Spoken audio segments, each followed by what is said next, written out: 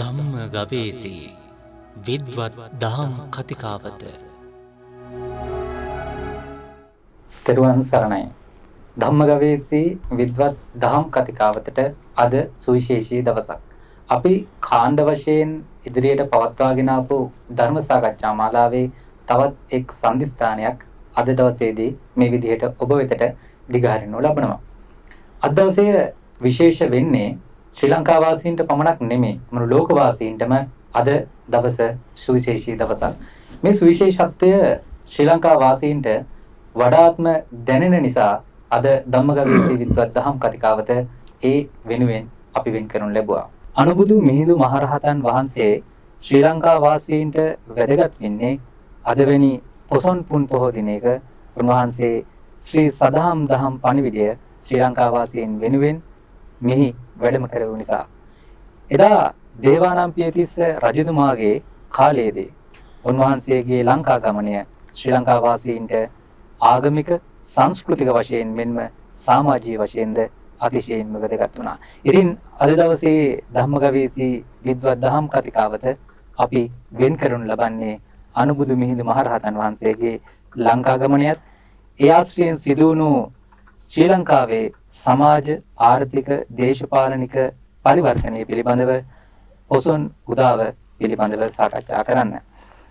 අපේ අද දවසේදී අපේ දහම් කතිකාවත සඳහා වැඩම කොට වදාළ ගෞරවනීය මහා සංඝරත්නය මා පළමු කොටම පාද නමස්කාර පූර්වකව පිළිගනු ලබනවා. පොසොන් පුන් පොහෝ දවසේ අපගේ දහම් කතිකාවත සඳහා වැඩම කොට වදාළේ මහරගම ජාතික අධ්‍යාපන ආයතනයේ සහකාර අධ්‍යාපන අධ්‍යක්ෂ රාජකීය පඬිත ශාස්ත්‍රපති කොටන්ලුවේ පුඤ්ඤානන්ද හිමිපාණන් වහන්සේ. අපි උන්වහන්සේව පාද නමස්කාර පූර්වකව පිළිගනු ලබනවා. ඒ වගේම ධම්මගවීසී විද්වත් දහම් කතිකාවත ආරම්භයේ සිටම මේ දක්වා අපගේ ශ්‍රාවක ප්‍රේක්ෂක හිතවතුන් වෙනුවෙන් දහම් දැනුම බෙදා දෙන රත්මලාන පරම ධම්මචේතිය මහ පිරිවෙනේ ජ්‍යෙෂ්ඨාචාර්ය රූපවාහිනී ගුවන්විදුලි විචිත්‍ර ධර්ම කතික රාජකීය පඬිත ශාස්ත්‍රපති කරම්බංකුළුමේ සිරිදම් අපේ පඬිත හඳුරන් වහන්සේවත් මා පාද නමස්කාර පූර්වකව මෙම පොසොන් පුන් පොහෝ දවසේදී පිළිගනු ලබනවා. මා පළමු කොටම අපේ සහකාර අධ්‍යාපන අධ්‍යක්ෂ අපේ හාමුදුරන් වහන්සේ වෙතට යොමු වෙනවා. අපේ හාමුදුරනේ බුදුන් වහන්සේ ක්‍රිස්තු පූර්ව 6 වෙනි සියවසේදී මේ ලෝකයට අමිල වූ ධර්මයක් දේශනා කළ වදාලා. උන්වහන්සේගේ ධර්මයේ වැදගත් වෙන්නේ ඒ සමකාලීන ආගම් සමග සසඳා බලනකොට බුදුන් වහන්සේ තුළ තිබුණු සහජීවනය, සමානාත්මතාවය. මේ හේතුවෙන් දහස් ගණනක් වූ දසදහස් ගණනක් වූ ශ්‍රාවකයන් උන්වහන්සේගේ වටා ඒකරාශී වුණා. මේන් අවුරුදු 300කට පස්සේ මිහිඳු මහරහතන් වහන්සේ දහම් පණිවිඩය රැගෙන ලංකාද්වීපයට සැපත් වෙනවා. එතකොට අපි හාමුදුරන් වහන්සේ මිහිඳු මහරහතන් වහන්සේගේ ලංකා ගමනය මොන වගේද සිදු වුණේ? අපේ කරම්බංකුළුමේ සිරිධම්ම පඬිත හාමුදුරන් වහන්සේගෙන් අවසරයි අපේ මහත්තයෝ. ඉතින් මහින්දා ගමනය කියලා අපි සමරන මේ ඓතිහාසික දවස මං හිතන්නේ බෞද්ධයෝ හැටියට විතරක් නෙමෙයි ලංකා වාසීන් හැටියට අපි හැම කෙනෙකුටම මහත් අභිමානයක් ගෙන දෙන දවසක්. ඉතින් ඔබතුමාර මුලින් පූර්විකාවක් හැටියට පොඩි විස්තරයක් කළා. මේ බුදුරජාණන් වහන්සේ ලංකාවට 3 වතාවක් වැඩිය බව සඳහන් වෙනවා. ඉතින් 3 වතාවක් වැඩිය බව සඳහන් වුණාට බුදුදහම ස්ථාපිත වුණ බවක් ඉතිහාසයේ කොහෙවත් සඳහන් වෙලා නැහැ. එතකොට ධර්මාශෝක රජතුමාගේ කාලය කියලා කියන්නේ අවුරුදු 300ක්. එතකොට දැන් බුද්ධ පරිනිර්වාණයෙන් අවුරුදු 300ක් ගත වෙනකොට මේ ධර්මාශෝක කිව්වේ ඉස්සෙල්ලම චණ්ඩාශෝකනේ. අපි අහලා තියෙන අශෝක රජතුමා දික්විජය ජය ගන්න එහෙම නැත්නම් දිසාවන් ජය ගන්න විශාල යුද්ධයක් කළා.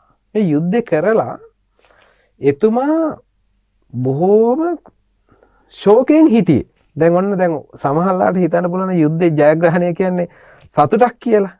සතුට නෙමෙයි. දැන් දිනුවත් හිතේ වික්ෂිප්තභාවයක් තිබුණා. හිතේ කලකිරීමක් තිබුණා. ඇයි? අර මිනිස්සු යුද්ධේ නිසා අතපය අහිමි වෙලා සමහර මිනිස්සු හිරබත් කරනවා සමහර මිනිස්සු මැරිලා ලේ ගංගාවක් මැදින් දිනපු ජය ඇත්තටම ජයක් නෙමෙයි. එතුමා කලකිරිල්ලෙන් සඳුළු තලයට වෙලා ඉන්නකොට එතුමා දකිනවා පාරේ වඩින චූටි සාමණේරයන් වහන්සේ නමක්. සත් අවුරුදු නිග්‍රෝධ පොඩි හාමුදුරුවෝ. එතකොට බලන්න අච්චර හිටපු රජතුමා පොඩි හාමුදුරුවන්ගේ ගමන් විලාසය දැකලා තමයි පහදින්නේ. මේක හරි වටිනවා. අදත් මේ අපේ හාමුදුරුවන්ට දැන් අපි කතා කරනවානේ හාමුදුරුවෝ ගැන කතා කරනකොට අපසන්නානම් ප්‍රසාදාය ප්‍රසන්නානම් බිහියෝ භාවය. ඒ කියන්නේ අපහැදුණු අයගේ පැහැදීම පිණිසත් පැහැදුණු අයගේ වැඩි පැහැදීම පිණිසත් හාමුදුරුවන්ගේ චර්යාවන් හරියන්න ඕනේ. දැන් අද සමහරලාට ඉතින් අපේ හාමුදුරු වැටවල් උඩ නගිනවා දැක්කම පිකටින් කරනවා දැක්කම සමහරලාට කලකිරිල්ලක් නැති වෙන සමහර බෞද්ධයොත් කලකිරෙනවා. ඉතින් මේ අර චූටි හාමුදුරු පාරේ වඩින හැටි දැකලා අච්චර හිටපු රජතුමා ප්‍රසාදයට පත්වලා රජමාලිගාවට වඩම්මන. ඒක ටික දිග කතාව අපි කෙටියෙන් ගත්තොත් ඉතින් ඊට පස්සේ ඔතනින් තමයි බෞද්ධයෙක් බවට පත් වෙන්නේ. බෞද්ධයෙක් බවට පත් වෙලා එතුමා 84000ක් වෙහෙර විහාර වෙනුවෙන් 84000 ධර්මස්කන්ධ වෙනුවෙන් 84000ක් වෙහෙර විහාර ඉදි කරනවා. ඒ වගේම විශාලම එතුමා කල්පනා කරන මේ දහම ලෝකයට බෙදන්න ඕනේ. එතකොට අද වචනෙන් කියනවා ඉන්ටර්නැෂනල් මට්ටමට ජාත්‍යන්තර තලයට ගෙනියන්න ඕනේ. එහි පියවරක් ලෙස තමයි රටවල් 9කට බුදුදහම ව්‍යාප්ත කරන්නේ. එතකොට මේ කටයුත්තේදී ප්‍රමුඛ ස්ථානයක් දෙනවා ලංකාවට. මොකද ඒකට හේතුවක් තිබුණා. එකක් තමයි අපේ ලංකාවේ හිටපු දේවානම්පියතිස්ස රජතුමා කියන්නේ නොදුටු මිත්‍රයෙක්. එතුමා දැක්කේ නැති වුණාට අර යුද්ධ කරගෙන යනකොට සමහරලාට ඉතින් රජවරුන්ගේ උපක්‍රමයක්ද දන්නෙත් නැහැ. අරහේ දිනනකොට දැන් අපිත් අර අපි කියන්නේ සපෝට් කරන උදව් කරනවානේ ජය වේවා කියලා ඒ කාලේ ආශිර්වාද යවනවා. ඉතින් මේ නිසා ධර්මාශෝක රජතුමාත් එතකොට අර මේ යුද්ධෙදී ආශිර්වාද කරපු රජෙක් තමයි ලංකාවේ හිටියේ. දෙවන පිය කියන වචනේ හැමදෙන්නේ ධර්මාශෝක රජතුමාත් භාවිතා කරලා තියෙනවා. ඔව් ඒක ඇත්තටම තිස්සනේ තිස්ස රජතුමා. ඕක අද කාලේ හැටියට අපි ගත්තොත් එහෙම උපාධි නාමයක් නැත්නම් ගෞරව නාමයක්. ඕක වෙන්නේ අපි ඉතිහාසයේ තියෙනවනේ දැන් දේවානම්පියතිස්ස රජතුමා එවනවා ඊට පස්සේ නැවත අභිෂේක වෙන්න බඩු කට්ටලයකුත් එවනවානේ. ඒ කියන්නේ රාජාභරණයත් එක්ක එවනවා. ඊට පස්සේ තමයි මේ දේවානම්පිය කියන නම භාවිත කරලා තියෙන්නේ පස්සේ. එතකොට දැන් එහෙම එවනකොට බලන්නකො දැන් රටවල් 9කට යවන අතරේ තමන්ගේ පුතා මිහිඳු මහරහතන් වහන්සේ. එතකොට තමන්ගේ හොඳම කට්ටිය යවන්නේ හොඳම තැනට මහත්තයා අද වුණා නේද? එතකොට තමන්ගේ ඒ මිහිඳු මහරහතන් වහන්සේ සමග ඉට්ටිය උත්තිය සම්බල බද්දසාල සුමන සාමණේර කියන පොඩි හාමුදුරුවෝ එතකොට තව බණ්ඩුක උපාසක මහත්තයෙක් ගම මේ වයසක එක්කෙනෙක් නෙවෙයි තරුණ ඔබතුමා වගේ තරුණ මහත්තයෙක් තමයි එතුමා. එතකොට එවුවේ මොකද ගිහියෙකුත් එව්වා. දැන් මෙතන කණ්ඩායමත් හරි බලන්නක සැලසුම් සහගත වූ කණ්ඩායමක් නේ. ගිහි මහත්තයෙක් එව්වා. මොකද මහාන කරන්න. එතකොට දැන් ගිහියා මේ ගිහියොත් අපි වගේ කට්ටියක් කියලා දැනගන්න එපා. එතකොට සාමණේර පොඩි හාමුදුරුවෝ නමකුත් එක්ක ආවා. ඇයි ඔක්කොම උපසම්පදා කරලා හරි පෙන්වන්න එපා. එතකොට සාමණේරයෙකුත් හිටියා. අනිත් රහතන් වහන්සේලා උපසම්පදා. එතකොට දැන් මේ පිරිසත් එක්ක වැඩම කරලා එතකොට මිහින්තලයට වැඩම කරලා මිහිඳු මහරහතන් වහන්සේ එදා පොසොන් පොය දවසේ එතනත් හරි සිදුවීමක් නේ මහත්තයා. දැන් බලන්න දැන් පොය දවසේ කියන්නේ අදත් බෞද්ධයෝ නොවුනත් සිරිතක් තියෙනවානේ අඩුම ගානේ මාළු අල්ලන මිනිස්සයා මුහුදු යන්නේ නැහැ ඉදාට පොයට. හරි? එතකොට දඩයන් කරන මිනිස්සයා දඩයන් කරන්නේ නැහැ පොය කියලා. බෞද්ධ නොවුනත් එහෙම මතයක් තියෙනවා. ඉස්සරත් ඔය පොය කියන්නේ විශේෂ දවසක්. හැබැයි ලංකාවේ ධර්මාශෝක මේ දේවානම්පියතිස්ස රජතුමා මොකද දඩේම ගිහිල්ලා. රජතුමාට කණ්ඩ නැතුව නෙවෙයි දඩේම ගියේ. ඒතර පොය දවසේ පව්කම් වලින් වැළකෙන දවසක එතුමා පව්කාර වැඩකට පෙළඹිලා තියෙනවා. ඒ කියන්නේ විනෝදයේ පිනිස සත්තු මරන්න ගිහින් හිටියා. එතකොට ඒ කියන්නේ මොකද බණ දන්නේ නැතිකමනේ. බුදුහාමුදුරුවෝ වැඩම කරලා ධර්මය ගැන යම් අවබෝධයක් හරි තිබුණා ඕක වෙන්නේ නැහනේ. එතකොට එහෙම හිටපු රජතුමා අවසානයේ බෞද්ධයෙක් වුණාට පස්සේ සත්තු මැරීම අත්හරිනවා. එතකොට මේ මහින්දාගමනය කියන ඓතිහාසික සිද්ධියත් එක්ක අපිට බලන්නකො මේ එතකොට අපි කියන්නේ බුදුහාමුදුරුවන්ට දෙවිනි අනුබුදු මිහිඳු මහරහතන් වහන්සේනේ කියන්නේ.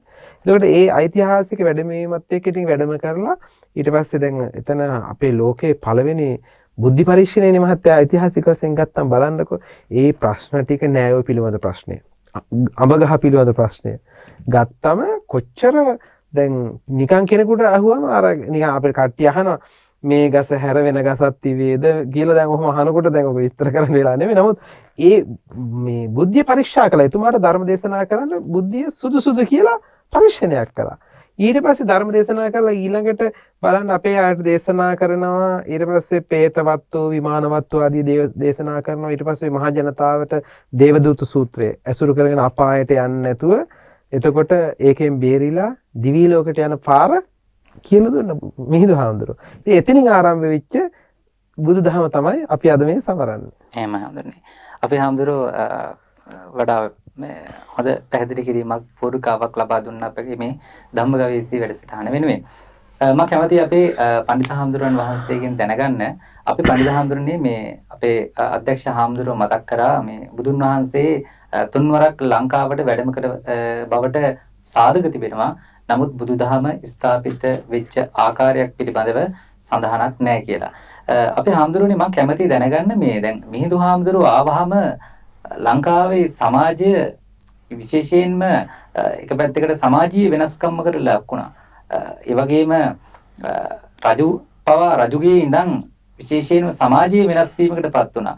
එතකොට මේ වෙනස් වීම වෙන්න කලින් ඉතින් බුදුන් වහන්සේ ලංකාවට තෙවරක් වැඩම කරා නම් මේ බුදුදහමේ පණිවිඩය ධර්මාශෝක රජතුමා යන්තම් හෝ දැන සිටියා නම් මේ එවැනි සමාජයේ මොන වගේ තත්ත්වයක තියෙන්නේ නැද්ද අපි හාමුදුරනේ? මහරගම ජාතික අධ්‍යාපන ආයතනයේ සහකාර අධ්‍යක්ෂ රාජකීය පඬිත විචිත්‍ර ධර්ම කතික අතිපූජ්‍ය කොටනෙළුවේ පුඤ්ඤානන්ද හාමුදුරුවන් වහන්සේ ප්‍රභාත් තෙරංග මහත්මාණනි අද පොසොන්පුර පසළොස්වක පොහෝ දිනය ශ්‍රී ලංකා වාසී බෞද්ධ ජනතාව මේ කොරෝනා වසංගත තත්ත්වය නිසා තමන්ගේ නිවෙස්වල අට්ඨාංග සීලයේ සමාදන් වෙලා ඒ වගේම විවිධ ආගමික වතාවත්වල නියැලෙමින් ආගමික කටයුතු වල යෙදෙමින් ආමිෂ ප්‍රතිපත්ති පූජාවන් වල නියැලෙමින් කටයුතු කරන දවසක් තමයි මේ පොසොන්පුර පසළොස්වක පොහොය දවස. ඒ වගේම ලෝකවාසී බෞද්ධ ජනයාත් අනුබුදු මිහිඳු මහරහතන් වහන්සේ සිහිපත් කරමින් ආමිෂ ප්‍රතිපත්ති පූජාවන් වල නියැලෙන මේ උතුම් පොසොන්පුර පසළොස්වක පොහොය දවසේ ධම්මසාරති විද්වත් දහම් සාකච්ඡාව තුළ අද දවසට වඩාත් උචිත මාතෘකාවක් තේමා කරගෙන තමයි මේ දහම් සාකච්ඡාව පැවැත්වෙන්නේ. මූලික කරුණු පැහැදිලි කරන්නට යෙදුණු කොටනෙළුවේ පුඤ්ඤානන්ද පඬිත හාමුදුරුවෝ මිහිඳු මහරහතන් වහන්සේගේ ලංකා ගමනය සිදු වුණ ආකාරය පිළිබඳ ඉතාමත්ම හොඳ පැහැදිලි කිරීමක් සිද්ධ කරන්නට යෙදුණා. ප්‍රභාත් මහත්මයා මිහිඳු මහරහතන් වහන්සේ ලංකාවට වැඩම කිරීම බුද්ධ පරිනිර්වාණයෙන් අවුරුදු 236කින් පසුව සිද්ධ වෙන කාරණය. එතකොට බුදුරජාණන් වහන්සේ පිරිනුවන් පාන දවසේ තමයි විජය රජතුමා ප්‍රධාන 700ක් පිරිස ලංකාවට පැමිණීම සිද්ධ වෙන්නේ. ඒත් එක්කම මහා වංශය, දීප වංශය, සමන්තපාසාදිකා අටුවාව වැනි අපේ රටේ ඉතිහාසය පිළිබඳව සඳහන් වෙන ග්‍රන්ථයන් වල තොරතුරුන් වලට අනුකූලව වංශ කතාවන් වල සඳහන් වෙන විස්තරයන් වලට අනුකූලව ලෞතර තථාගත සම්මා සම්බුදුරජාණන් වහන්සේ බුද්ධත්වයෙන් මාස 9කින් ලක්දිවට ප්‍රථම වතාවට මහියංගණයට වැඩම කරනවා. මහියංගණයට ලෞතර බුදුරජාණන් වහන්සේගේ වැඩමවීම සිද්ධ වෙන්නේ එවකට මහියංගන ප්‍රදේශයේ වාසය කරන්නට යෙදුණු යක්ෂ ගෝත්‍රිකයන් පිරිසක් අතර ඇති වුණ යුද්ධයක්, ගැටුමක්, ආරවුලක්, අර්බුදයක් निराකරණය කිරීම විශේෂයි තමයි බුදුරජාණන් වහන්සේ ප්‍රථම වතාවට බුද්ධත්වයේ මාස 9කින් මහියංගනයට වැඩම කිරීම සිද්ධ වෙන්නේ. අපි මේ පිළිබඳ තොරතුරු විස්තර අහලා තියෙනවා. ඊළඟට චූලෝදර මහෝදර දෙදෙනා අතර මිනිපළඟක් අරමුණු කරගෙන ඇතිවෙච්ච යුද්ධයක් සංසිඳවන්නට බුද්ධත්වයෙන් වර්ෂ 8කට පසුව බුදුරජාණන් වහන්සේ දෙවන වතාවට නාගදීපයට වැඩම කිරීම සිද්ධ වෙනවා. අපි අහලා තියෙනවා බුදුරජාණන් වහන්සේ ඒ නාගදීපයට වැඩම කරන ස්ථානයට කැලණිය ප්‍රදේශයට නායකත්වයේ දුන්න මණියක්කිත කියන නාගරාජයා නැත්නම් ඒ ප්‍රදේශයේ ප්‍රධානියා බුදුරජාණන් වහන්සේට නාගදීපයට වැඩම කරන්නට යෙදුණු දවසේ ආරාධනාවක් කරනවා තමන්ගේ ප්‍රදේශයට වැඩම කරන්නට කියලා. බුදුරජාණන් වහන්සේ සම්බුද්ධත්වයෙන් වර්ෂ 9කට පසුව වෙසක් පුර 15ක පොහෝ දවසකම බුදුරජාණන් වහන්සේ තුන්වනි වතාවට කැලණියට වැඩම කිරීම සිද්ධ වෙනවා. මේ කැලණියට වැඩම කරන්නට යෙදුණු දවසේ ඒ මණියක්කිත නාගරාජයා ප්‍රධාන පිරිසට දහම් දෙසනවා. ඒ වගේම අපි දන්නවා පළවෙනි වතාවට බුදුරජාණන් වහන්සේ මහියංගනයට වැඩම කරන්නට යෙදුණු දවසේ සමන්ත කූටවැසි සුමන සමන් දෙවියන් බුදුරජාණන් වහන්සේකින් ධර්මයේ ශ්‍රවණය කළා සෝවාන් තත්වයට පත් වෙනවා. බුදුරජාණන් වහන්සේගෙන් පිළිය යුතු යමක් ඉල්ලන වෙලාවේ බුදුරජාණන් වහන්සේ කේශ ධාතු මිටක් ඔහුට පරිත්‍යාග කරනවා. ඒ තැන්පත් කරලා මීගුණ දාගැබ ඉදි කරනවා. බුදුරජාණන් වහන්සේ මේ පැමිණිච්ච අවස්ථා තුනේදීම වංශ කතාවන් වලට අනුකූලව විශාල පිරිසක් මේ ස්ථානයන් වලදී බුදුරජාණන් වහන්සේගෙන් ධර්මය ශ්‍රවණය කරනවා. මේ ප්‍රධානීන් සෝවාන් තත්ත්වයට පත් වෙනවා. බුදුරජාණන් වහන්සේ පිරිනුවන් පාන දවසේ විජය කුමාරයා ලංකාවට පැමිණිච්ච ගමනේ වංශ කතාවන් වල සඳහන් වෙනවා පිරිත් නූලක් ගෙට ගැහුවයි කියලා. දැන් පිරිත් නූල කියන කාරණය අපේ බෞද්ධ සම්ප්‍රදායේ තියෙන ලක්ෂණයක්. ඒ වගේම මීගුණ මහා සෑය, ඒ වගේම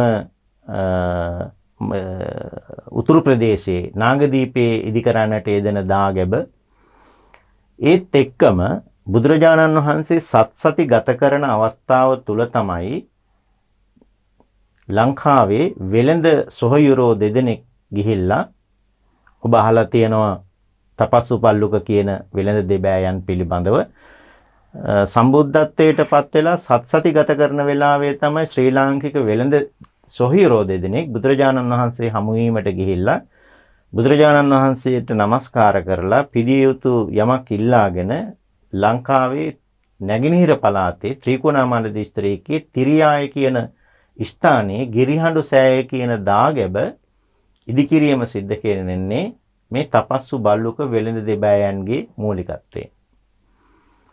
විජය කුමාරයා ලංකාවට පැමිණෙනකොට විජය කුමාරයා විවාහ වෙන්නේ කුවේණිය කියන ශ්‍රී ලාංකික කාන්තාවක් සමගම. ඒ වගේම විජය කුමාරයා සමග පැමිණිච්ච අය අතර උපතිස්ස කියලා පුද්ගලයෙක් ගැන සඳහන් වෙනවා. උපතිස්ස ගාම කියන ග්‍රාමය ඔහුගේ මූලිකත්වයෙන් ආරම්භ වෙන්නේ. ඔහු මෙරට රාජ්‍යත්වයටත් පත් වෙනවා.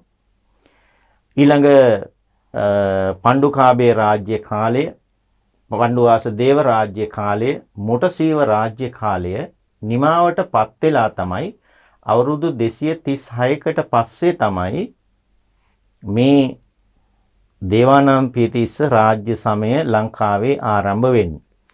ඒ කාල වකවානුන් තුල මෙරට ආගමික පසුබිම පිළිබඳව සඳහන් කරනකොට අර තෙවතාවක් බුදුරජාණන් වහන්සේ ලක්දිවට වැඩම කරා ලංකාවේ විහෙර විහාරස්ථාන එහෙම නැත්නම් චෛත්‍ය වහන්සේලා ඉදිකිරීම කටයුතු සිද්ධ කළා. මේ වගේ ආගමික කාර්යයන් සිද්ධ වෙලා තිබුණත් ජාතික ආගමක් විදිහට රාජ්‍ය ආගමක් විදිහට කිසිදු ආගමක් ලංකාව තුළ ස්ථාපිත නොවුණු බවයි වංශ කතාවන් වල සඳහන් වෙන්නේ. ඒ වගේම බෞද්ධ ආගම දැන සිටි පිරිස් ඉඳලා තියෙනවා. දැන් දෙවන පැතිස්ස සමයට පෙර ඔය විජය රජතුමා ලංකාවට පැමිණිච්ච කාලවකවානුව තුල ඒ ජන සමාජයේ මිනිසුන්ගේ ක්‍රියාකාරකම් පිළිබඳව සෙන්රත් පරණවිතාරණ මහත්මයාගේ විග්‍රහයන් වලට අනුකූලව යම්කිසි විදිහක යක්ෂ ගෝත්‍රික පිරිසක් විදිහට තමයි එවකට හිටිය ජනයා පිළිබඳ සඳහන් කරලා තියෙන්නේ. ඒ යක්ෂ ගෝත්‍රික පිරිසක් විදිහට ඔවුන් සඳහන් කරන්නට, ඔවුන් නම් කරන්නට හේතු වෙලා තියෙන්නේ ඔවුන්ගේ ක්‍රියාකාරකම් තුළ යම්කිසි විදිහක ඡණ්ඩ භාවයක්, රළු භාවයක්, එබඳු ක්‍රියාකාරකම් වලින් යුක්ත වෙච්ච පිරිසක් නිසා ඔවුන් යක්ෂ ගෝත්‍රිකයන් විදිහට වංශ කතා කරුවා සඳහන් කරන්නට ඇතැයි කියලා සෙනරත් පරණවිතාරණ සූරීන් සඳහන් කරනවා. ඒ වගේම බ්‍රාහ්මණික ආගම අපිට පේනවා පණ්ඩුකාභය රාජ්‍ය සමය පිළිබඳව. ඒ වගේම විජය රජතුමාගේ ලංකාවට පැමිණිච්ච පිරිස් පිළිබඳව සඳහන් වෙනකොට බ්‍රාහ්මණික ආගම අදහන්නට යෙදුණු පිරිස් මේ පිරිස් අතර බහුලව වශයෙන් විසුවා කියන එක. ඒ වගේම බ්‍රාහ්මණිකයන් පමණක් නෙවෙයි ජෛන ආගම, ශිව ආගම, ඒ වගේම දේව ඇදහිලි තිබිච්ච උදවිය, නාගයන් අදහපු උදවිය, වෘක්ෂ වන්දනාව සිද්ධ කරපු දිය, පර්වත වන්දනාවන් සිද්ධ කරපු උදවිය, ඊළඟ ඉර සඳ තාරකාවන් වන්දනා කරපු පිරිස අපේ වංශ කතාවන් වල සඳහන් වෙනවා. බහුම් වේ සරණං යන්ති පබ්බතානි වනානිච ආරාම රුක්ක චේත්‍යානි මනුස්සා භය තජ්ජිතා කියලා ජාතික ආගමක් නොමැති වෙච්ච කාලවකවානුන් වල, රාජ්‍ය ආගමක් නොමැති වෙච්ච කාලවකවානුන් වල ලෝකේ බොහෝ රටවල් වල ජනයාගේ පොදු ඇදහිීම් බවට පත් වෙලා තියෙනවා. මෙන්න මේ බිය තැති ගැනීම හේතු කොටගෙන ඒ බිය තැති ගැනීම දුරු කර ගැනීම වෙනුවෙන් මෙන්න මේ විදිහට ගස් ගල් වලට වඳින්නට පුදන්නට, පර්වතවල් වලට වඳින්නට පුදන්නට, ග්‍රහ තාරකාවන් වලට වඳින්නට පුදන්නට මේ වගේ විවිධ ආගමික ස්වරූපයන් අප රට තුලත් තිබිච්ච බව පොතපතේ සඳහන් වෙනවා. විශේෂයෙන්ම මේ ආගමික ස්වරූපය පිළිබඳව, ඒ කියන්නේ ප්‍රාග් මහින්ද යුගයේ ආගමික පසුබිම පිළිබඳව සාකච්ඡා කරනකොට ප්‍රභාත් අද වගේ පොසොන්පුර 15ක පොහොය දවසක අපට කිසිසේත්ම අමතක කරන්නට පුළුවන්කමක් නැති කාලවකවානුවක් තමයි මේ පණ්ඩුකාභය රාජ්‍ය සමය. අපේ හාමුදුරනේ මේ දැන් බුදුදහම ලංකාවට මිහිඳු හාමුදුරුවෝ අරගෙන එනවා. එතකොට මේ සමහර දැන් අපි දන්නවා හාමුදුරනේ මේ දැන් ඔය වෙන ප්‍රත්‍යන්ත දේශයන් වලට ගිහපු හාමුදුරුවරුන්ට විශාල දුක්ගැහැට වලට මුහුණ දෙන්න සිදු වෙනවා. විශේෂයෙන් සුණාපරන්ත හාමුදුරුවෝ, ඒ කියන්නේ ඒ බුදුහාඳුරුන් කාලේ සුණාපරන්ත දේශයට ගිය හාමුදුරුවලට, ඊට පස්සේ ධර්මාශෝක රජතුමාගේ කාලේ අර සුවර්ණ දේශයට ගියපු හාමුදුරුවලට. නමුත් ලංකාවට එන මිහිඳු හාමුදුරුවලට එහෙම මිනිස්සු කරදරයක් කරන්න යන්නේ නැහැ. එතකොට රජතුමා විශේෂයෙන් අනුග්‍රහයක් ලබා දෙනවා බුදුදහම ප්‍රචලිත කරන. මේකට අපේ හාමුදුරනේ මේ බුදුදහම ලංකාවේ කියන්නේ බුදුදහමේ පිළිබඳව පණිවිඩය ලංකාවේ ජනතාවට නුහුරු දෙයක් නොවුන නිසා වෙන්න බැරිද අපේ හාමුදුරනේ? ප්‍රභාත්, ඒකට වඩා අපිට පිළිගන්න පුළුවන් සාධකය තමයි මිහිඳු මහරහතන් වහන්සේ ලංකාවට වැඩම කරලා ප්‍රථමයෙන්ම සමනාමයම් මහරජ ධම්මරාජස්ස ශාවකා තවේව අනුකම්පාය ජම්බුදීපා ඉදාගතා කියලා අද වගේ දවසක මිස්සක පවුවට වැඩම කරපු වෙලාවේ පළමුවෙන්ම ධර්මයේ දේශනා කළේ රටේ පළවෙනි පුරවැසියට. රටේ පළවෙනි පුරවැසියා තමයි රටේ රජතුමා. එවකට මෙරට රාජ්‍ය විචාලේ දේවානම් පීතිස්ස රජතුමා. දේවානම් පීතිස්ස රජතුමාට මිහිඳු මහරහතන් වහන්සේ අද වගේ පුර 15ක පොහොය දවසක, පොසොන්පුර 15ක පොහොය දවසක මේ මිස්සක පර්වත කියලා කියන්නේ වැලි ගල් වලින් මිශ්‍රව සකස් වුණායි කියන අර්ථයෙන් තමයි මිස්සක පබ්බත කියලා කියන්නේ. මේ මිහිඳු තලයේ මිහින් තලයේ කියන මේ උතුරුමැද පළාතේ පිහිටලා තියෙන මේ මිහින් තලයට මිහිඳු මහරහතන් වහන්සේ වැඩම කරලා රටේ පළවෙනි පුරවැසියාට තමයි තමන්ගේ පණිවිඩය ලබා දෙන්නේ. අපි දන්නවා දේවානම්පියතිස්ස රජතුමා රාජ්‍යයට පත් වෙලා ප්‍රභාත් වර්ෂ 2කින් තමයි රාජ්‍යයට පත් වෙච්ච විගසම තමයි තමන්ගේ ධර්මාශෝක මහරජතුමාට ත්‍යාග පිරිනැමීමක් සිද්ධ කරනවා. මේ ත්‍යාගයන් ලබන ධර්මාශෝකයන් පංචකකුද භාණ්ඩයන් සහිතව තමන්ගේ මිතුරට එවනවා. මේ පංචකකුද භාණ්ඩ අරගෙන පණිවිඩයක් එවනවා රාජකීය දූතයන් අතින් මේ භාණ්ඩ වලින් ඔබ නැවත වතාවක් අභිෂේක ලබන්න කියලා. මේ වෙනකොට ජම්බු ද්වීපය තුල තථාගත ධර්මයේ බබලනවා. මේ තථාගත ධර්මයේ ශ්‍රාවකයෙක් බවට ඔබත් පත් වෙන්න. මේ රාජකීය මේ ගනුදෙනුවත් එක්ක එහෙම නැත්නම් මේ හෝමාරුවත් එක්ක මේ පණිවිඩත් එක්ක මෙහෙම පණිවිඩයක් මොහුට ලැබෙනවා. මිහිඳු මහරහතන් වහන්සේ තිස්ස කියලා මිස්සක පව්වේ රජතුමාට ආමන්ත්‍රණය කරන වෙලාවේ එක විගසම රජතුමා කල්පනා කරනවා මට මෙහෙම නම කියලා කතා කරන්න කවුද මේ රටේ ඉන්න ප්‍රධානියා කියලා. ඊට පස්සේ එතන ඇතිවෙච්ච සංවාදයේ පිළිබඳව අපි පණ්ඩිතහඳුරෝ සිහිපත් කරන්නට යෙදුණා. එහිදී මේ ගාථාවේ තේරුමම තියෙනවා මහරජතුමනි අපි මේ ශ්‍රමණ මහත් ගෞතමයාණන් වහන්සේගේ ශ්‍රාවකයෝ ඔබ කෙරෙහි අනුකම්පාවෙන් අපි ජම්බු ද්වීපයේ ඉඳලා මේ දහම් පණිවිඩය රැගෙන ඔබ කෙරෙහි පැමිණියේ. රජතුමා සමග මිහිඳු මහරහතන් වහන්සේ ඇති කරගන්නා මේ සංවාදය තුළ අර අඹගහ පිළිබඳ ප්‍රශ්නය පිළිබඳව නෑයන් පිළිබඳව ප්‍රශ්නය පිළිබඳව මිහිඳු මහරහතන් වහන්සේ රජතුමාගේ බුද්ධිය පිළිබඳව කරන විමසීමෙන් මේ සමීක්ෂණයේ මේ පරීක්ෂණයෙන් මිහිඳු මහරහතන් වහන්සේ චුල්ලහත්ති පදෝපම සූත්‍රය මේ රජතුමාට දේශනා කරන්නට ඒ කියන්නේ මේ වගේ නව දහමක් තේරුම් ගන්නට පුළුවන් ශක්තියක් ඇත්තෙක් කියන එක තේරුම් අරගෙන තමයි මිහිඳු මහරහතන් වහන්සේ රජතුමාට ධර්මයේ දේශනා කරන රටේ රජතුමා ප්‍රභාත් රටේ රජතුමා ප්‍රධාන රාජකීයෝ තමයි පළවෙනිම මේ බුදුදහම වැළඳගන්නේ. රටේ රජතුමා තමයි ලංකාවේ පළවෙනිම තිසරණ පංචශීලයේ පිහිටන්නේ. රජතුමා ප්‍රධාන රාජකීයෝ තමයි මේ නව ධර්මයේ පිළිගන්නේ. මෙතන 40000ක පිරිසක් මේ පළවෙනි දවසේ, දෙවන දවසේ, තුන්වෙනි දවසේ මේ බාලහාම පඬිත සූත්‍ර දේශනා කරන අවස්ථාවේදී ඒ වගේම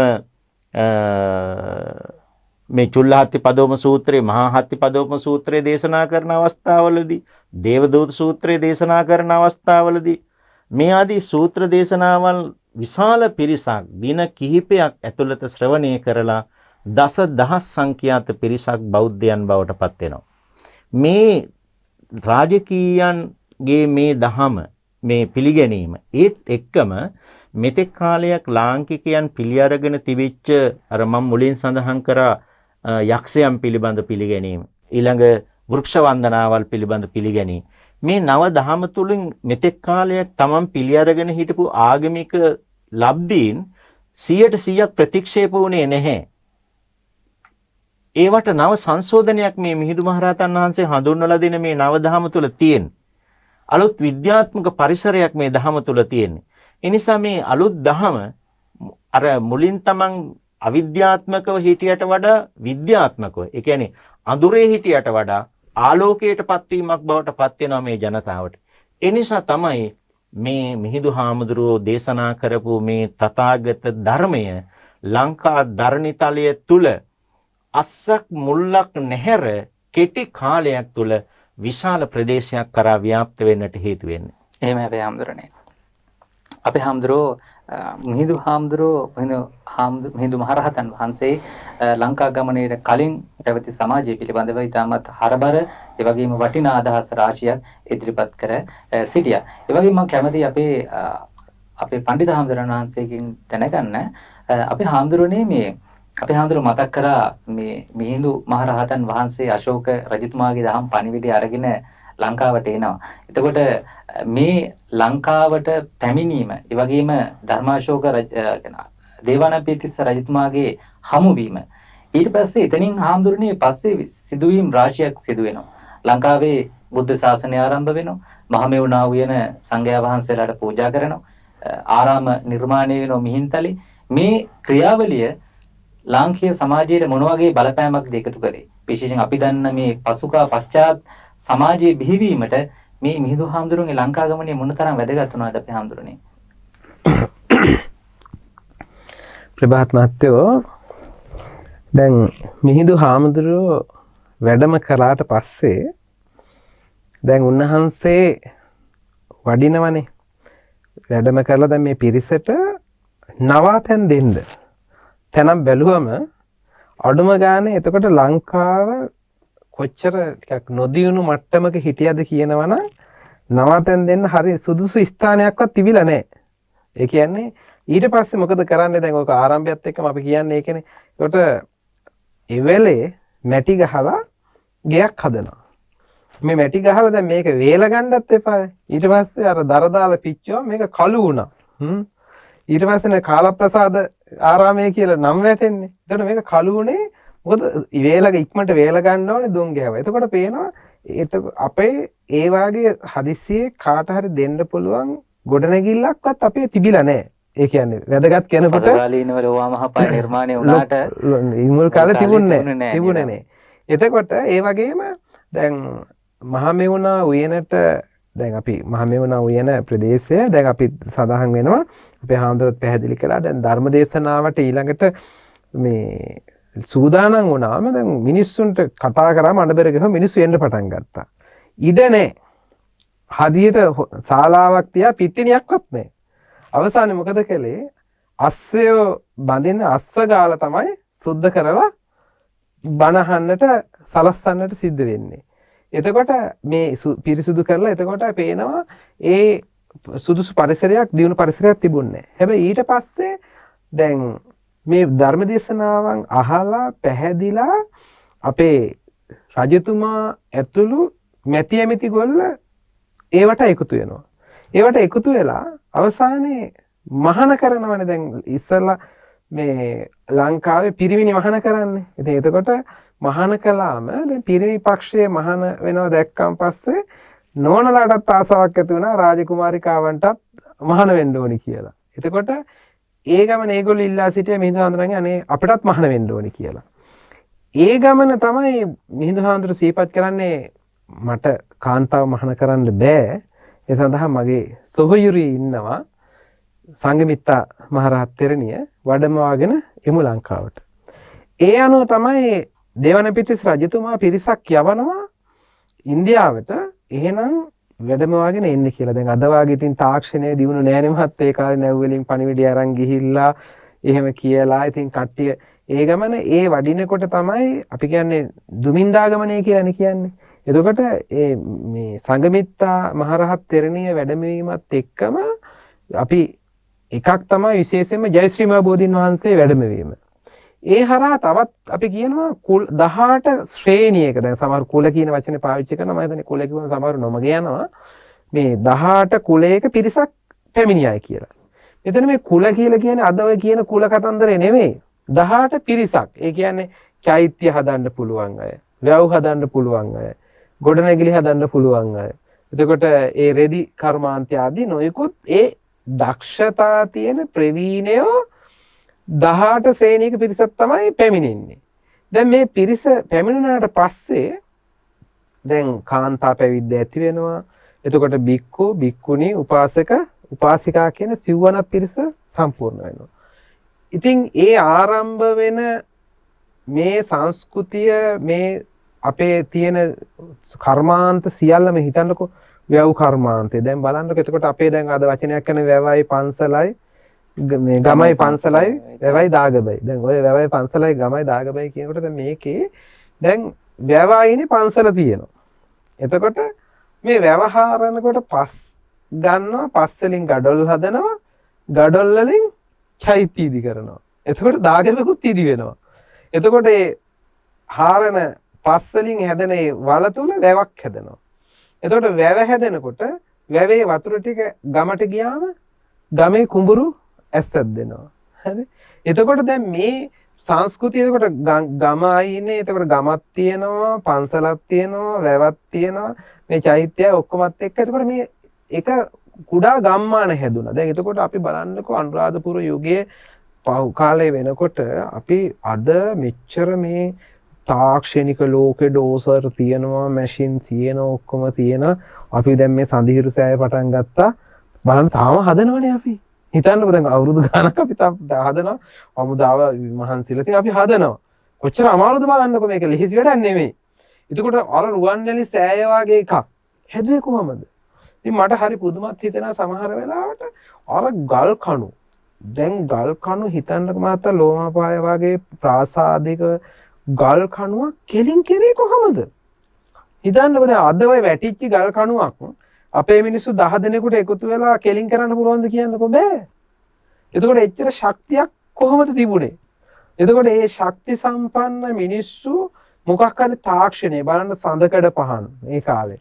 එතකොට කොරවක් ගල්. එතකොට දැන් මේ හරහා අපට ලැබිච්ච සංස්කෘතිය, අපට ලැබිලා තියෙන මේ කලා ශිල්ප, ගෘහ නිර්මාණ ශිල්ප ආදී ගත්තොත් මං හිතන්නේ දවස් ගාණක් කතා කරන්න තරම් අපට සම්පත් තියෙනවා.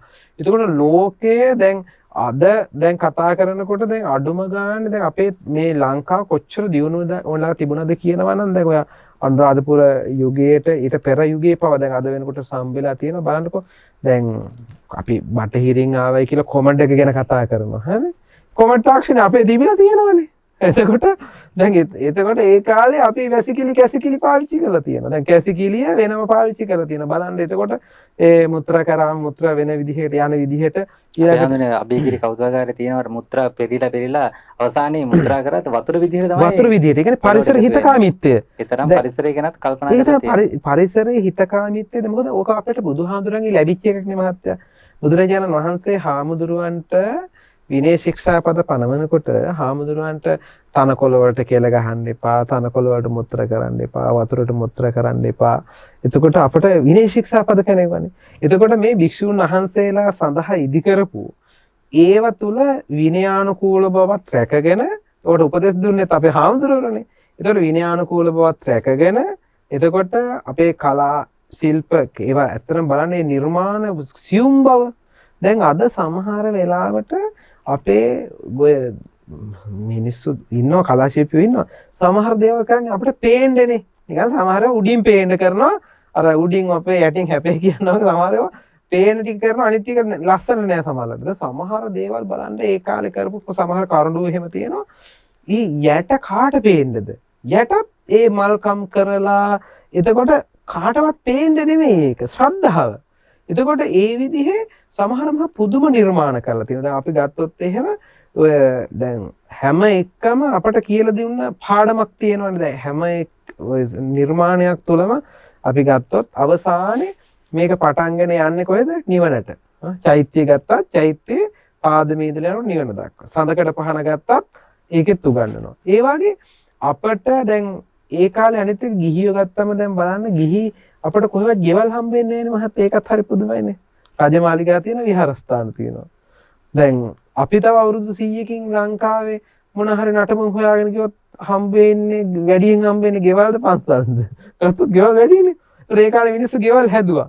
හැබැයි ඒ ගෙවල් වලට ලොකු තැනක් දීලා නැහැ. එතකොට බැලුවම පේනවා මේ වෙහෙර විහාර සහ ඒ රජමාලිගා නඩත්තු වෙලා තියෙනවා. එතකොට සාමාන්‍ය මිනිස්සු සරල ජීවිතයක් ගෙවලා තියෙන්නේ. එතකොට මේ සරල ජීවිතය තුළ ඇත්තටම විහෙර විහාරස්ථාන කියන ඒවා මොකද ගමේ ප්‍රධාන මූලස්ථාන. එතකොට දැන් මේ මූලස්ථාන දැන් මේ දවස්වල දැන් ඔය කතා කරනවා. දැන් අපි මේ කොරෝනා වසංගතයත් එක්ක එහෙම මම දැක්කා මේ පන්සල් වලට රුපියල් 5000 දෙන්න ඕනේ කියලා ජනාධිපතිතුමා නියම කරලා තිබුණා. හොඳ දෙයක්. සමහර විහාරස්ථාන වලට දාන්නේ අඩු තැන් තියෙනවා. ඒ කාලේ මහත්තයෝ ওই විහාරස්ථානවලදී අපි ගත්තොත් එහෙම නින්දගම් කියලා. බෙර ගහලා බෙරේ ඇහෙන තෙක් මානෙම පන්සලට ඉඩම් ටික. ඒ කියන්නේ හාමුදුරුවෝ වගා කරා නෙමෙයි. ඒ ඉඩම් වල ඉන්න සියලු දෙනා පන්සලේ නඩත්තුවට යම් යම් දේවල් දෙන්න ඕනේ. එතකොට බලන්නකෝ ඒ පන්සල දැන් අද සමහර ලොකු විහාරස්ථාන තියෙනවා මේ අපි දකිනවා මහා පැරණි දේවල්. අපි කියන පුරාවිද්‍යාවකට සල්ලි නැහැ. ඉතින් අද අපි කතා කරන මේව නඩත්තු කරන්න බෑ කියලා. හැබැයි ඒ කාලේ නින්දගම් පාවිච්චි කරලා මොකද කළේ? ඒ අඩුම ගානේ මේ විහාරස්ථානක අද ලොකු පන්සලක හිතන්න මහත්තයා නිකන් තින්ත ටිකක් ගන්න ගියත් කොච්චර අමාරුද කියලා. දායකයන්ට කරදර කරන්න ඕනේ. එතකොට ඒ කාලේ වැඩපිළිවෙලක් තිබුණා ඒ පන්සල නඩත්තු කරන්න. අඩු ගානේ පෙරහැර දවසට පන්දම් අල්ලන්න. දැන් අපි හිතන්නකෝ දළදා මාලිගාව ගත්තත් දළදා මාලිගාව අදත් ඒ නින්දගම් තියෙනවා. එතකොට මේ බේරෑ ගහන අය ඉන්නවා, හේවිසි ගහන අය ඉන්නවා, පන්දම් අල්ලන අය ඉන්නවා, නැට්ටෝ ඉන්නවා. ඒගොල්ලෝ තමන් ඒ ඉඩම ඉන්නවා නම් තමන් ඒ වෙනුවෙන් කරන්න ඕනි. ඒක තමයි නියම රාජ්‍ය නියම. එතකොට ඒව නඩත්තු වුණා. එතකොට ඒ වගේ පන්සල් වල හාමුදුරුවෝ අනික අද වාගේ දැන් අද මේ හාමුදුරුවෝ ටික ගත්තොත් එහෙනම් බොහොම ස්වල්පයක්නේ ලංකාවේ ඉන්නේ. එතකොට ඒ කාලේ අපි දහස් ගණනින් ලක්ෂ ගණනින් රහතන් වහන්සේලා හිටියයි කියනවා. එතකොට දැන් මේ හිටියයි කිව්වම සමහර කෙනා බොරුත් දන්නේ නැහැ නේද? ඔච්චර දැන් ඉන්නේ දැන් අපි ගණන් හදන්නේ අද මිනිස්සුත් එක්කනේ. දැන් ගොඩක් හරි ඉතිහාසයේ හංගන දෙයක් තියෙනවා මහත්තයා. අපේ දැන් ওই කතාවක් තියෙනවනේ. ඒ කාලේ ඔය කුකුලෙක් අනුරාධපුරෙන් නැංගම වහලෙන් වහලට රුහුණට ගියයි කියලා. එතකොට දැන් වහලෙන් වහලට පැන යනවා නම් කුකුලෙක් ඉතින් කියන්නේ එච්චර ගොඩක් තිබුණා. මේක ඇත්ත. එතකොට අපේ ඉතිහාසය ලංකාවේ ඉඳලා තියෙනවා කෝටි 7මාරක් ජනතාව. කෝටි 7මාරක්. දැන් අපේ අය දන්නේ නැහැ ගොඩක් අය. ඒ කියන්නේ දැන් අපි කියන්නේ අපි ඉස්සර කිව්වේ 1 කෝටි 65 ලක්ෂයක් සෙනග හිටියා. දැන් ඔහොම ඇවිල්ලා දැන් එතකොට දැන් 2 කෝටි දැන් 15 ලක්ෂයකට ආසන්න සංඛ්‍යාවක් දැන් ඉන්නේ. එතකොට දැන් චුට්ට ජනගහනය වැඩි වෙනවා නෙමෙයි අපේ අඩු වෙලා සුද්ධ අපේ මැරුවා. ඝාතනය කළා. කෝටි 7මාරක් ජනතාව ඉඳලා තියෙනවා ලංකාවේ. ඒතර කෝටි 7මාරක් කියවම දැන් අඩු ගානේ කෝටි 5ක් මොකද වුනේ? 5කටත් වැඩිය නැති වෙලා ගිහිල්ලා. එච්චර ජනතාවක් අපේ ඉඳලා තියෙනවා. එහෙම ඉන්න කාලෙක දැන් ඔය තියෙන රුවන්වැලි සෑයේ ධාතු නිදාන උත්සවය, එතකොට විවෘත කිරීම උත්සවයට රහතන් වහන්සේලා මෙහෙම රෝහණයෙන් මෙච්චර දහස් ගාණක් ආවා, මෙහින් ඉන්දියාවේ මෙච්චර ආවා, ආවර රටේ මෙච්චර ආවයි කොහොම සමහරලාට උච්චර ආවද දන්නේ. එයි අපිට පේන්නේ නේ. දැන් බලන්නකො අපි මෑත ඉතිහාසය ගන්නකොට පිච්චමල් පූජාව. පිච්චමල් පූජාවට ලක්ෂ 20ක් ආවයි කිව්වව නේද? ලක්ෂ 10ක් ආවයි කියන්නකො. ලක්ෂයක් කියන්නේ කොච්චරද? දැන් ඒ කාලේ මතක ඇති දැන් මේ කොරෝනා නිසා නැතන ලක්ෂ 20ක් ජනතාව ආවයි කියලා ඒ දවස්වල කතා කළා. ඒක බලන්නකො මෙච්චර මේ ඒ වාගේ මහා සෙනගක් එකතු වුණාම දැන් අපිට මේ ලංකාවේ තුල අපිට අද දකින්න නැති වුණාට අපි ගත්තොත් තායිලන්තේ බුරුම වගේ රටවල් වල දැන් ඔය ධම්මකාය වගේ පන්සල් වල තායිලන්තේ පහුගියදවස්වලත් ඔය දානයක් තිබුණා. හාමුදුරන් වහන්සේලා ලක්ෂයකට දානයක්. හිතන්නකො ලක්ෂයක් නමක්. හාමුදුරු ලක්ෂයක් කිව්වම ඉතින් හිතන්නකො දැන් අපිට ඒක හීනයක් වගේ නේ. එතකොට ඒ වගේ ඒ කාලෙත් වැඩ හිටිය හාමුදුරන් වහන්සේලා. ඉතින් මේ අපේ එතකොට භික්ෂූන් වහන්සේ එක්ක එකතු වෙලා පන්සල වටා එකතු වෙලා ඇතිවිච්චි ඒ සංස්කෘතිය තුල අර ගමයි පන්සලයි වැවයි දාගබයි කියලා මේ එකතු වෙලා මේ හැදිච්ච ඒ පිළිවෙල මේක මිහිඳු හාමුදුරන්ගේ වැඩවීම සමගින් අපේ රට සම්පූර්ණයෙන්ම අර අපේ පඬිතුමාට මතක් කරා වගේ ආරාම රුක්ක චේතියානේ මිනිස්සු ගස්ගල් වැඳගෙන හිටපු අයට ගහක් තමයි බෝධීන් වහන්සේ. හැබැයි වෙනව අර්ථකථනයක් දුන්නා. බෝධීන් වහන්සේත් වැඳගෙන චෛත්‍ය රාජානන් වහන්සේටත් වැඳගෙන එතකොට අපට බෞද්ධ පිළිවෙත් පුරාගෙන නිවන කරා යන ධාර්මික දිවි පැවැත්මකට. එතකොට පෞකාරකම් වලින් ඈත් වෙලා යහපත් වැඩවලට යොමු වෙලා කටයුතු කරන්නට පාර කියා දුන්න දවස තමයි අද දවස. එහෙම අපේ හැඳුරන්නේ.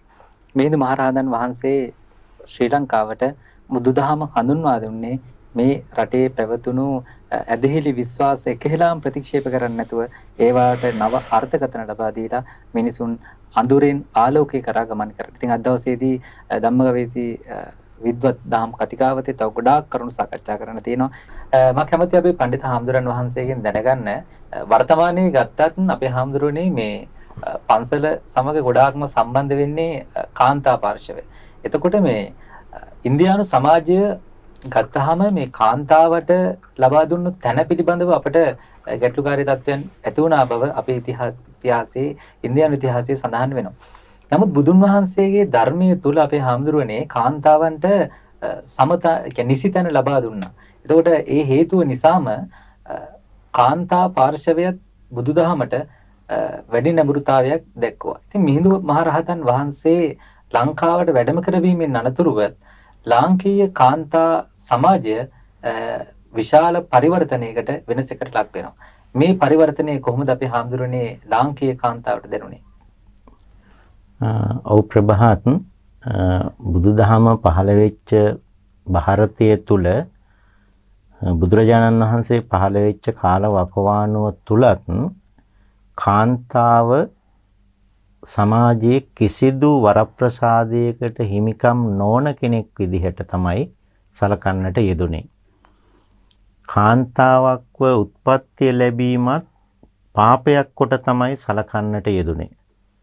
අපට පේනවා විශේෂයෙන්ම බ්‍රාහ්මණික ඉගෙන්වීම් වල මනුස්මෘතියේ 10 වන පුරුෂ සූත්‍රයේ සඳහන් වෙන තොරතුරුන් වලට අනුකූලව ඒ විශේෂයෙන්ම ඔවුන්ගේ වේදාන්තයන් වල සඳහන් වන තොරතුරුන් වලට අනුකූලව ආගමිකමය වශයෙන් සමාජිකමය වශයෙන් කාන්තාවකට කිසිදු අයිතිවාසිකමකට හිමිකම් කියන්නට අවස්ථාවක් බ්‍රාහ්මණිකයන් ලබා දුන්නේ නැහැ. ඔවුන් සඳහන් කරනවා කාන්තාවක් ළමා කාලයේදී පියා යටතේ ඉන්න ඕනේ. විවාහයටපත් වුණාන් පස්සේ සැමියා යටතේ ඉන්න ඕනේ. සැමියා මියදුනොත් එහෙම වැඩිමහල් පුතුණුවන් යටතේ ඉන්න ඕනේ. නොයසේනම් සැමියා වෙනුවෙන් සැමියාගේ දරසෑයට සැමියාගේ දේහය පිච්චෙන දරසෑයට පැනලා සති පූජාවන් පවත්වන්නට ඕනේ කියලා ඔවුන්ගේ ආගමික ඉගැන්වීම් තුළින්ම කාන්තාවට සමාජයේ කිසිදු වරප්‍රසාදයක් ලබා නොදී කටයුතු කරන්නට සැලැස්සුවා. කාන්තාව වහලියක් විදියට සැලකුවේ. කාන්තාවකට තිබෙන්නේ හැඳිමිටේ නුවණයි කියලා කිව්වා බමුණෝ. ඒ කියන්නේ ලිපේ ඉදෙන බත් මුට්ටියේ බත් ඇටයක් ඇඟිලි දෙකකට අරගෙන පොඩි කරලා බලලා බත ඉදිලාද නැද්ද කියන එක දැනීමේ නුවණ පමණයි කාන්තාවට තියෙන්නේ කියලා කාන්තාව කුස්සියට පමණක් සීමා කළා. ඔවුන් සඳහන් කරා බ්‍රාහ්මණික ඉගැන්වීම් වල සබ්බේ නදී වංකගතා සබ්බේ කට්ට මයාවන සබ්බිත්‍යෝ කරේ පාපං ලබමානා නිවාතකේ. සබ්බේ නදී වංකගතා හැම ගංගාවක්ම ගලාගෙන යන්නේ වක්ව. සබ්බේ කට්ට මයාවන මේ ලෝකයේ කොහේ හරි වනාන්තරයක් කියලා තියෙනවා නම් ඒ වනාන්තරය කියන තැන විවිධ වර්ගයේ ගස් තියෙනවා. සබ්බිත්‍යෝ කරේ පාපම් මේ ලෝකේ සෑම කාන්තාවක්ම ලබමානා නිවාතකේ අවස්ථාවක් ලද විගසම වරදේ බැඳෙනවා. මෙහෙම ඉගෙන්වීම් වලින් කාන්තාවගේ ඒ සියලු වරප්‍රසාද අහිමි කළා. සියල්ල අහිමි කළා. බුදුරජාණන් වහන්සේ මහා ප්‍රජාපති ගෞතමියට මෙහෙණි සස්න ආරම්භ කරන්නට අවස්ථාව ලබා දීමත් එක්කම කාන්තාවට ಭಾರತೀಯ සමාජය තුළ විමුක්තිය උදා වුණා. ಭಾರತೀಯ කාන්තාවන්ට විමුක්තිය උදා වුණා. ඒක කොයි විදිහටද බුදුරජාණන් වහන්සේ සිද්ධ කළේ? බුදුරජාණන් වහන්සේ දේශනා කළා නසෝ සබ්බේසු ඨානේසු පුරිසෝ හෝති පණ්ඩිතා ඉත්තීපි පණ්ඩිතා හොಂತಿ තත්ත විචක්කන. නසෝ සබ්බේසු ඨානේසු පුරිසෝ හෝති පණ්ඩිතා මේ ලෝකේ හැම තැනකදීම හැම දෙයක් තුලම පිරිමියා විතරක් දක්ෂයෙක් වෙන්නේ නැහැ, විචක්ෂකයෙක් වෙන්නේ නැහැ, ප්‍රධානියෙක් වෙන්නේ නැහැ. ඉත්තීපි පණ්ඩිතා හොಂತಿ සමහර ස්ථානවල සමහර කාරණාවල සමහර දේ තුල කාන්තාවනොත් ප්‍රවීණත්වයටපත් වෙනවා, ප්‍රධානත්වයටපත් වෙනවා, විචක්ෂණත්වයටපත් වෙනවා, දක්ෂතාවයටපත් වෙනවා.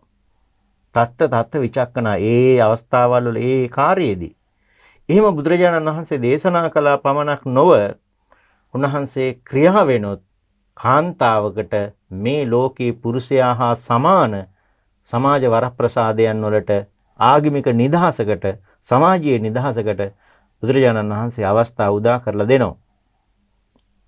ඔබ ඇහුවේ ශ්‍රී ලාංකික කාන්තාවන්ට මේ මිහිඳු මහරහතන් වහන්සේගේ ධර්මයේ තුලින් මොන වගේද නිදහසක් ඇති වෙන්නේ, මොන වගේද ලාංකික කාන්තා සමාජයට මිහිඳු මහරහතන් වහන්සේගේ ධර්මයේ තුල ඔවුන්ගේ සමාජ ලෝකයට දොරටු විවෘත වෙන්නේ කොහොමද කියන කාරණය ඔබ විමසුවේ.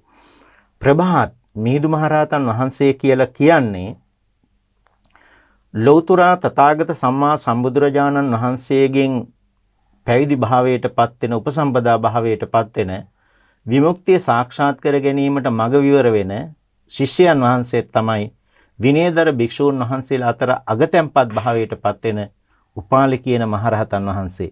උපාලි කියන මහරහතන් වහන්සේගේ ගුරුවරයා වෙන්නේ ලෞතර තථාගත සම්මා සම්බුදුරජාණන් වහන්සේ. උපාලි කියන මහරහතන් වහන්සේගේ ශිෂ්‍යයා වෙන්නේ සෝනක කියන මහරහතන් වහන්සේ. සෝනක කියන මහරහතන් වහන්සේගේ ජේෂ්ඨතම ශිෂ්‍යයා වෙන්නේ සිග්ගව කියන මහරහතන් වහන්සේ. සිග්ගව කියන මහරහතන් වහන්සේගේ ජේෂ්ඨතම ශිෂ්‍යයා වෙන්නේ දාසක කියන මහරහතන් වහන්සේ. දාසක කියන මහරහතන් වහන්සේගේ ජේෂ්ඨතම ශිෂ්‍යයා වෙන්නේ තුන්වන ධර්ම සංගායනාවට ප්‍රමුඛත්වයේ සපයන ප්‍රධානත්වයේ උසලන මොග්ගලී පුත්තතිස්ස මහරහතන් වහන්සේ. මොග්ගලී පුත්තතිස්ස මහරහතන් වහන්සේගේ ජේෂ්ඨතම ශිෂ්‍යයා වෙන්නේ අද වගේ දවසක ලෞතර තථාගතයන් වහන්සේගේ දහම් පණිවිඩය ලංකාවට රැගෙන එන මිහිඳු මහරහතන් වහන්සේ. මිහිඳු මහරහතන් වහන්සේගේ ජේෂ්ඨතම ශිෂ්‍යයා වෙන්නේ ප්‍රභාත්. මේ ලංකාවේ මව්දෙමව්පියන්ට දාව මේ ලංකාවේදීම පැවිදි භාවයට උපසම්පදා භාවයට පත් වෙන මේ තූපාරාමයේ ස්ථානයේදී විනය දේශනාවන් සිද්ධ කරන අරිට්ඨ කියන මහරහතන් වහන්සේ. අරිට්ඨ කියන මහරහතන් වහන්සේගෙන් ආරම්භ වෙච්ච ශිෂ්‍යානුශිෂ්‍ය පරම්පරාව තමයි යුග 9ක් විසයෙහි මේ රටේ අනුරාධපුර යුගයේ අවුරුදු 1515ක් රජවරු 125 දෙනෙක් රාජධානිය විචාරනවා අනුරාධපුර යුගයේ. වර්ෂ 1515ක් රාජධානියක් විදියට පැවතිනවා. ඒ වගේම පොළොන්නරුව, දඹදෙණිය, කුරුණෑගල, මහනුවර, සීතාවක, කෝට්ටේ මේ ආදී යුග 9ක් විසයෙහි මේ මිහිඳු මහරහතන් වහන්සේ ආරම්භ කරපු අරිට්ඨ මහරහතන් වහන්සේගෙන් ආරම්භ වෙච්ච ශ්‍රී ලාංකික භික්ෂු පරපුර තමයි ශ්‍රී ලාංකික භික්ෂු වංශය තමයි මේ වර්තමානයේ දක්වාම වැඩ සිටින්නේ. මේ රටේ මිහිඳු මහරහතන් වහන්සේ ලක්දිවට වැඩම කරලා දෙවන පෑතිස්ස රජතුමා ප්‍රධාන රාජකීයන්ට මේ උතුම් ධර්මයේ දේශනා කරලා රජතුමා ප්‍රධාන ලාංකිකයන් බෞද්ධයන් බවට පත් කරලා අරිට්ඨ කුමාරයා ප්‍රධාන භික්ෂු වංශයක් ආරම්භ කරලා මේ සමාජයේ ඉදිරියට පවත්වාගෙන යනකොට අනුලා දේවිය ප්‍රධාන කුමාරිකාවන් දෙවන පෑතිස්ස රජතුමාගෙන් ඇවිල්ලා ඉල්ලා හිටිනවා අපටත් මේ ශාසනික දෑවැද්ද ලබා දෙන්නේ කියලා. ඒ දෙවන පෑතිස්ස රජතුමාට කරපු යෝජනාව දෙවන පෑතිස්ස රජතුමා මිහිඳු මහරහතන් වහන්සේට කරනවා. මිහිඳු මහරහතන් වහන්සේ රජතුමාගෙන් මේ පණිවිඩයට තමන්ගේ පිය රජතුමාට දෙවන පෑතිස්ස රජතුමා ප්‍රධාන අනුදැනුම මත රාජකීය පිරිසක් යවනවා තමන්ගේ නැගෙනිය සංඝමිත්තා මහරහත් මෙහෙණින් වහන්සේ ලංකාවට යොමු කරන්නට කියලා, එවන්නට කියලා. ඒ අනුකූලව තමයි අර අපේ පඬිතුහාරු මුලින් සිහිපත් කරපු විදිහට 18 ශ්‍රේණියක ඒ කියන්නේ විවිධ කර්මාන්ත ශිල්පී කණ්ඩායම් 17ක් එක්ක සංඝමිත්තා මහරහත් මෙහෙණින් වහන්සේ දඹකොළ පටුනෙන් ලංකාවට පැමිණීම සිද්ධ වෙන්නේ. ඒ පැමිණීමත් එක්ක ලංකාවේ ජයශ්‍රීමා බෝධීන් වහන්සේගේ ලංකා ගමනයයි සංඝමිත්තා මහරහත් මෙහෙණින් වහන්සේගේ ලංකා ගමනයයි දෙකම සිද්ධ වෙන්නේ එක විට. අනුලා දේවිය ප්‍රධාන ලාංකික කාන්තාවන්ට සංඝමිත්තා මහරහත් මෙහෙණින් වහන්සේගෙන් පැවිදි උපසම්පදාවන් ලබනවා. ඇය ප්‍රධාන, ඇය ප්‍රමුඛ කොටගෙන ශ්‍රී ලාංකික කාන්තාවන්ට මෙතෙක් ඇය විඳ සිටිය සමාජ තත්වය මේ අලුත් බුදුදහමේ ආගමනයත් එක්ක ඒ ගෘහණියක් විදියට, ඇය මවක් විදිහට, ඇය උපාසිකාවක් විදියට මෙතෙක් කාලයක් සමාජය තුළ ගොඩනගාගෙන හිටිය සමාජ තත්වය ඇය භික්ෂුණියක් විදිහටත් ඇය උරුමකම් කියමින් ඇය ලෞකිකත්වයෙන් ලෝකෝත්තරත්වයේ දක්වා ගමන් කරන්නට දොරටු විවෘත වෙන්නේ මේ සංඝමිත්තා මහරහත් මෙහෙණින් වහන්සේගෙන් මේ ලබන පැවිදි උපසම්පදාවනුත් එක්ක මේ කියන බුදුදහමේ පැමිණීමත් එක්ක එහි ප්‍රතිඵලයන් විදිහට ශ්‍රී ලාංකික කාන්තාවනට විශේෂයෙන්ම පසු කාලීන විහාර මහා දේවිය සෝමා දේවිය, අනුලා දේවිය මෙබඳු උතුම් පතිවතා ධර්මයන්ගෙන් පරිපූර්ණ වෙච්ච කාන්තා රත්නයන් ලාංකික සමාජය තුළ ස්ථාපිත වෙන්නේ වර්තමානයේ දක්වා අපේ රටේ කාන්තාවක් යම් කිසි විදිහක මේ සමාජය තුළ යම් වරප්‍රසාදයක් හිමි වෙනවා ඒ හිමි වෙන්නේ මිහිඳු මහරහතන් වහන්සේට පින් සිද්ධ වෙන්න. ඒ සිද්ධ වෙන්නේ සංඝමිත්තා මහරහත් මෙහෙණින් වහන්සේට පින් සිදු වෙන්න. ඒ සිද්ධ වෙන්නේ අනුලා දේවිය ප්‍රධාන ශ්‍රී ලාංකික කාන්තාවන් මේ ශාසනික දෑවැද්ද ලබා ගැනීමට පින් සිද්ධ වෙන්නේ තමයි මේ සමාජය තුළ අද කාන්තාවන් ලබන මේ සියලු වරප්‍රසාදයන්. ලෝකයේ කාන්තාවන්ට ඉහළම වරප්‍රසාද හිමි වෙන රටක් තමයි ලංකාව කියන්නේ. ඒ සියලු හිමිකම් ලංකාව තුළ හිමි කරගන්නට අවකාශයන් ලැබිලා තියෙන්නේ අද වගේ දවසක මේ මිහිඳු මහරහතන් වහන්සේගේ ලංකා ගමනයත් එක්ක ඇති වෙන මේ උතුම් දහම් දෑවැද්දත් සමගයි. එහෙමයි අපේ හැමදෙරනේ. අපේ හැමදෙර දීර්ඝ වශයෙන් කරුණු සාකච්ඡා කරා. අපි කාල වේලාව ඉතාමත් වේගයෙන් ගෙවි යන නිසා අපේ පඬිතු හැමදෙරන් වහන්සේගෙන් අහන්න කැමති.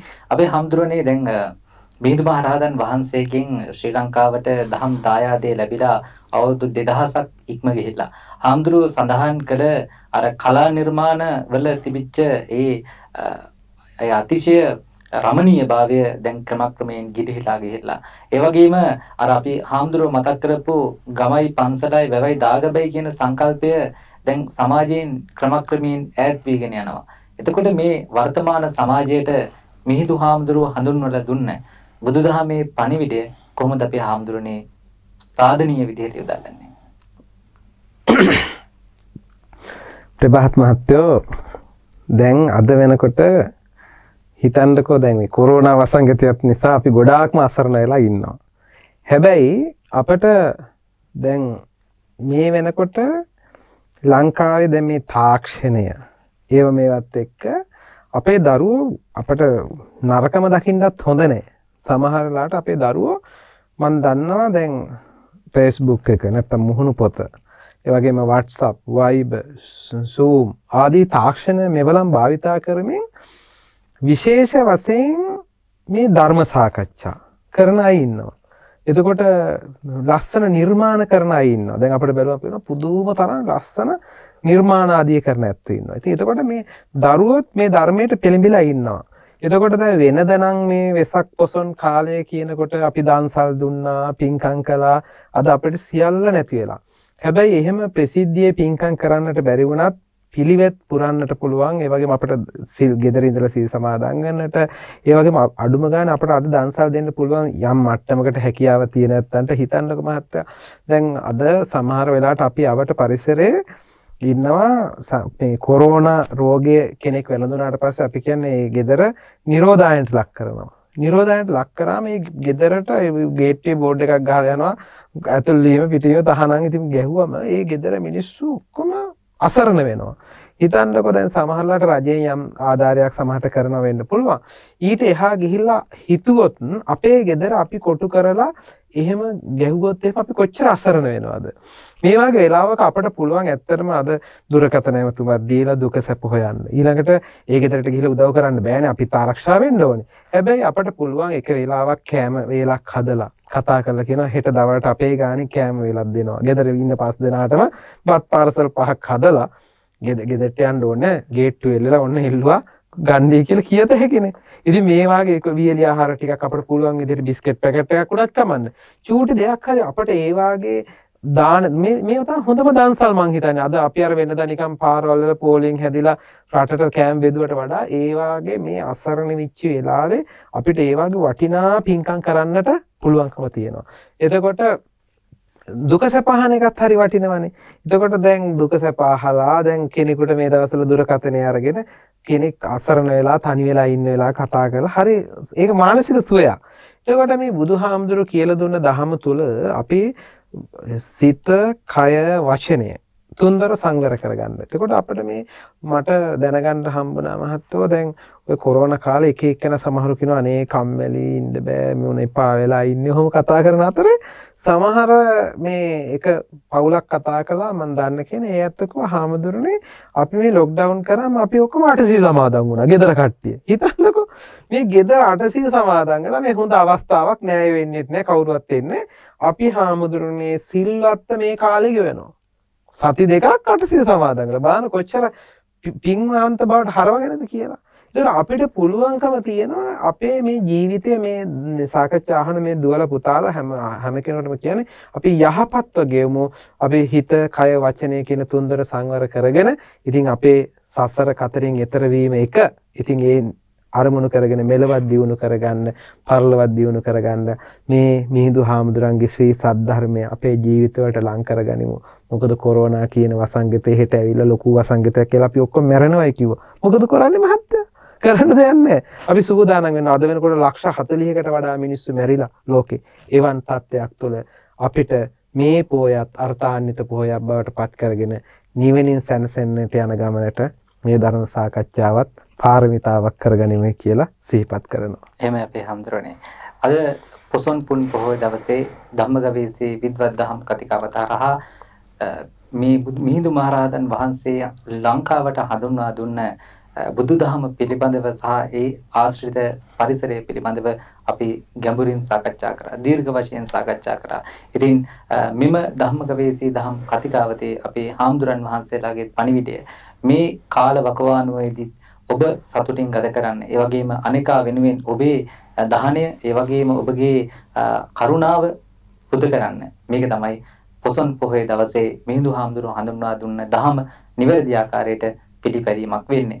ඉතින් අද දවසේදී ධම්මගවීසී විද්වත් දහම් කතිකාවත සඳහා වැඩම කොට වදාළ මහරගම ජාතික අධ්‍යාපන ආයතනයේ අධ්‍යාපන සහකාර අධ්‍යාපන අධ්‍යක්ෂ රාජකීය පඬිතු ශාස්ත්‍රපති අතිපූජ්‍ය විචිත්‍ර ධර්ම කතික කොටනළුවේ පුඤ්ඤානන්ද අපේ හාමුදුරන් වහන්සේට අපගේ ගෞරවපූර්වක ස්තුතිය ඒ වගේම පුණ්‍යානුමෝදනාව මේ මොහොතේදී සිදු කරනු ලබනවා. ඒ වගේම පත්මනාන පරම ධම්මචේතිය මහ පිරිවෙනේ ජ්‍යෙෂ්ඨාචාර්ය රූපවාහිනිය ගුවන්විදුලි විචිත්‍ර ධර්ම කතික රාජකීය පඬිතු ශාස්ත්‍රපති කරම්මංකුළුමේ සිරිධම්ම අපේ හාමුදුරන් වහන්සේටත් ධම් කතිකාව සඳහා සහභාගී වීම පිළිබඳව අපගේ පුණ්‍යානුමෝදනාව ඒ වගේම ගෞරවපූර්වක ස්තුතිය මේ මොහොතේදී පුද කර සිටිනවා. එහෙනම් අද පොසොන් පොහොය දවසේ ඔබ වෙතට සමීප කළ ධම්මගවීසී විද්වත් දහම් කතිකාවත මෙතන නිමාවටපත් වෙනවා. ඉදිරි දවසක හමු වීම බලාපොරොත්තු වෙන ඔබට සමු දෙනවා. ඔබ සැමට තෙරුවන් සරණයි.